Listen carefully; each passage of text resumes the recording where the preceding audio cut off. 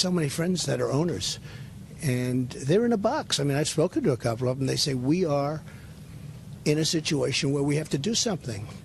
I think they're afraid of their players, you want to know the truth. And I think it's disgraceful. And they've got to be tough, and they've got to be smart, because you look at the ratings are going way down. The stadiums are, I've seen a couple of stadiums over the last few weeks. They are losing. There are a lot of empty seats. I couldn't even believe it.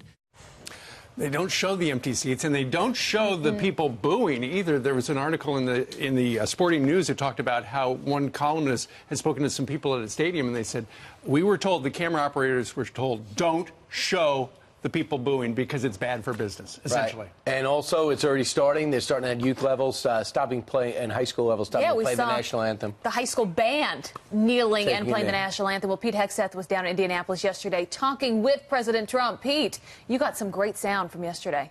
Good morning. Well, good morning. Thanks for having me. You guys played other sound on the NFL at the top of the show as well. This is a president doubling down on this issue, believing it's a cultural clash worth having, that patriotism is eroded in our country, and that the NFL is a signal of that. But we also had a chance to talk with him on a number of issues.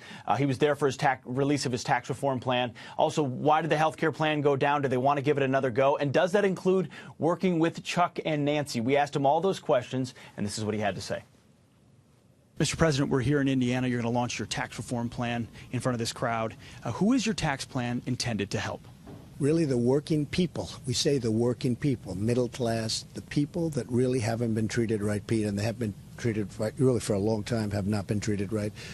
Also, it's going to be for businesses where they're going to employ jobs, where they're going to bring in jobs. So it's for jobs. This is a tax plan for jobs and growth for our country. It'll be the largest reduction in terms of dollars of any plan ever in the history of the country, and it's going to be something very special. But it's really for the middle-income people, and it's for the working people, and it's for jobs. Are there any rates or brackets that are non-negotiable?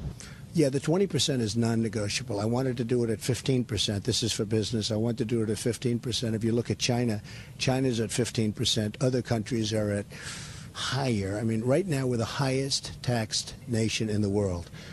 When I finish the plan, we'll be among the lower taxed, which is very good. I'd like to be the lowest, but you can't be the lowest. There are some that are ridiculous. But I wanted to be at 15. In fact, I was going to start at 15 and maybe negotiate up to 20. But the numbers really work at 20, so we're putting it in at 20, but we're not going to negotiate.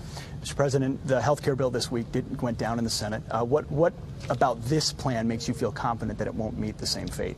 Well, Pete, the health care bill didn't go down. We have the votes, but reconciliation is a disaster. But as you know, it ends on Friday, so we don't have enough time because we have one senator who's a yes vote, a great person, but he's in the hospital, and he's a yes vote, so we can't do it by Friday.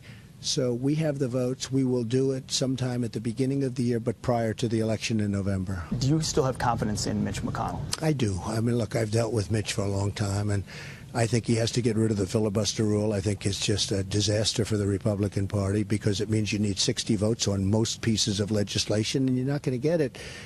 There are 270 bills right now sitting before the Senate. You're not going to get them approved because you're not going to get 8 Democrats. And they want to keep this horrible filibuster rule, which says basically you need 60. So that means you need 8 Democrats to get something approved, and you're not going to get that. So they have to get rid of the filibuster rule. Otherwise, they're just making a mistake. But no, I have confidence in. Look, I really like all of these people. I think they're terrific people. What I'm going to do is we do have the votes for health care. But the filibuster, you know, if you look at what's going on with respect to timing, we have only until Friday for reconciliation. So we're going into next year. But in the meantime, I'm going to start negotiating with Democrats, and we'll see what happens. Do you feel like when you start negotiating with Democrats, do you feel like you can trust Chuck Schumer and Nancy Pelosi? It's not a question of trust. First of all, you know, I have a nice relationship with them. It's not really trust. It's if we can do a great health care bill, bipartisan, I'm okay with that. Even so if it's not a repeal? Pete, we have the votes to get it done. You can't do it when somebody's in the hospital. You know, when you have 52 votes and you need 51, it's very hard to get because you always have somebody, and in some cases they want a grandstand. A lot of bad things happen. But we have the votes, but we don't have the time because it's Friday. I mean, literally Friday, it ends at a certain time on Friday. Mm-hmm. So we'll bring it into a few months from now. we'll vote it. It's block grants. It's going to be great health care. But in the meantime, I have that little period of time. I'll negotiate with the Democrats. If we can come up with a fantastic health care bill, that's okay with me. Good for both parties, bipartisan.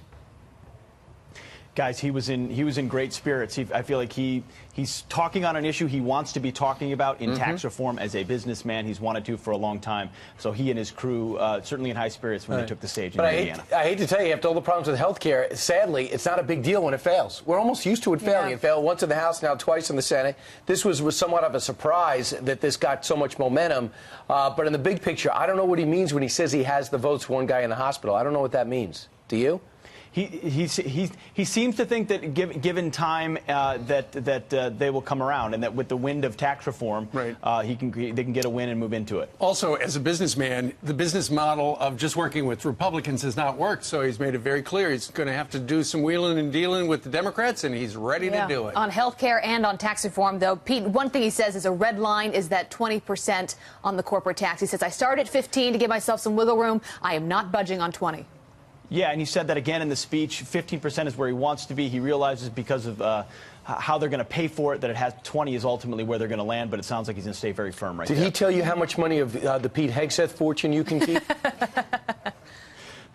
He said, Pete, you're in trouble. We're going to have a special tax bracket just for you. We're taking it all. The Hegseth bracket. Yeah. Well, the last president told you could keep your doctor if you liked him. So That's true. There you go. All right, Pete, thank you very much for going out to the capital of Indiana. Thanks, guys. Indianapolis. Great work, Pete. We'll see you soon.